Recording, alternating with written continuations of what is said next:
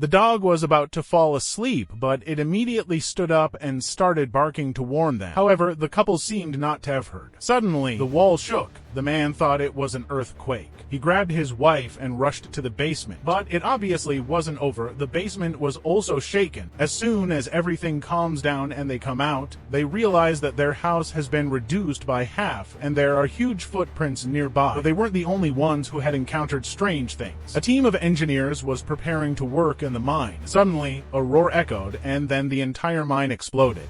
The workers fled in haste, but no one survived. Military aircraft rushed to the scene of the incident, and photos from the site showed a huge nest had appeared on the hill. There were also huge footprints not far away. The government immediately called an emergency meeting.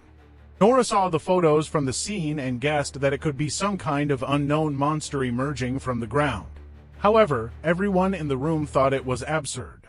At that moment, the assistant played another video taken at the site, slowing it down. Giant human look, accompanied by her own advisor, to inspect the huge footprint. Apart from the scent Nora could detect, they found no results. Nora returned to her father, hoping to get his help. Her father had told her many stories of injured monsters since her childhood. After watching the live video, her father was convinced that it was the monster from the Norwegian mountains, but Nora thought it was just a myth. They took a helicopter and followed the footprints until they disappeared. Her father looked for clues on the rocks. Nora moved forward and asked her father what he had found. Her father explained that the terrain here was very different from before. Just then, Nora suddenly sensed a strange smell. She immediately pulled out her notes and started. I was looking at her. With a deep roar, the monster slowly rose. The two quickly fled toward the helicopter. A mountain monster, nearly 100 meters tall, stood up. It looked at them viciously and with great anger. The scene was simultaneously transmitted to government bases. The superiors decided to let the army handle the matter, ignoring Nora's objections, and decided to eliminate the monster by force. A large number of troops gathered where the mountain monster had appeared. A reconnaissance plane was sent, and the situation around the base was broadcast live to the government, but no trace of the monster was found. After a long search, no trace of the monster was found. The soldiers even began to fall asleep. Suddenly, the monster appeared on the screen. With each step, it seemed to sense the danger and stopped to roar continuously, but the wound caused by the explosion healed immediately. Now extremely angry, numerous rockets were launched simultaneously, but the monster emerged from the smoke and continued to advance, causing panic among the soldiers and a loss of signal among government officials. At this moment, Nora and the others were helpless against the giant, who swallowed a soldier in front of them. The others, terrified, quickly fled. Nora's father raised his hands and approached the monster, which seemed to understand he was not hostile and observed him attentively without attacking. But just then, a surviving soldier started shooting at the monster again. Very angry, the creature turned around, and its enormous tail hurled Nora's father several meters. The soldier who had been firing was also torn apart by the monster, which, this time, left without continuing the attack. Nora's father, gravely injured, knew he was dying. Before taking his last breath, he whispered a few words to his daughter. A few days later, Nora remembered a similar fairy tale. According to the story's description, the mountain monsters were afraid of church bells. If this were true,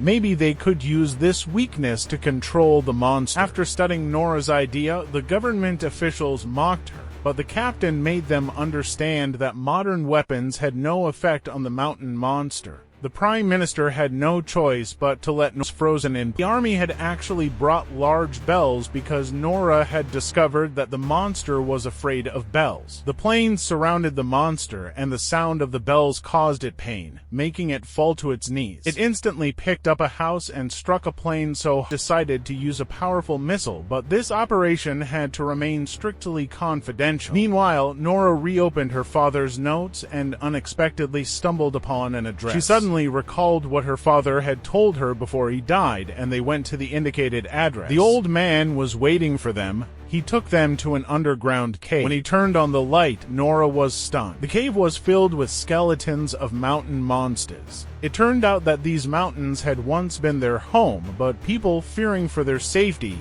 had exterminated them. Only a descendant of the mountain monster had been released, and this monster, which appeared in the city, was to disintegrate. Nora understood that the sun could indeed take care of the monster, but due to the cloudy weather, the sun had not appeared for several days. She then thought of a plan. In the meantime, the monster was arriving in the city. The guards continued to attack it, but it seemed to have no effect. As a last resort, the Prime Minister decided to destroy it before it destroyed the country, and she immediately turned around and chased Nora, destroying everything in its path. As Nora drove, the skull fell, and the monster picked it up. After inspecting the skull in its hand, it turned around and saw its reflection in a window next to it, and in a moment, the monster was already surrounded.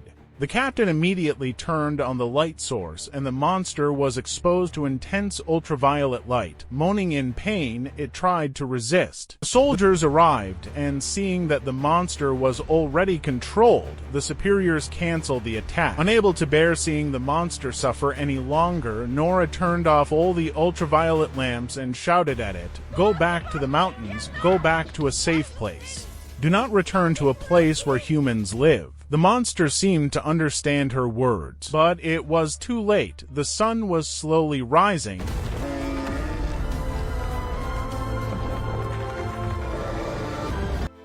Nora approached and touched it as its eyes slowly closed.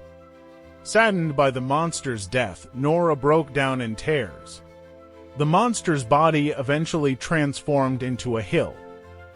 Thanks for watching this video, and don't forget to subscribe.